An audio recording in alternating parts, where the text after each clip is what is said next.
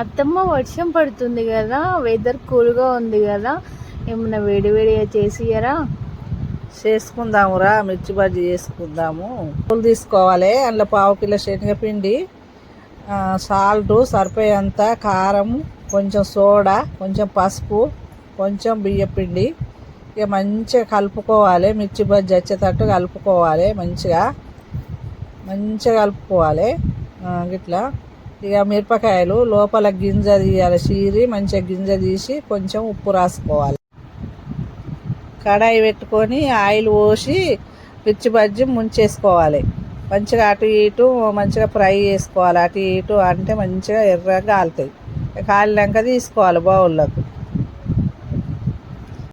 కూడలా వేడి వేడి మిర్చి బజ్జీ రెడీ.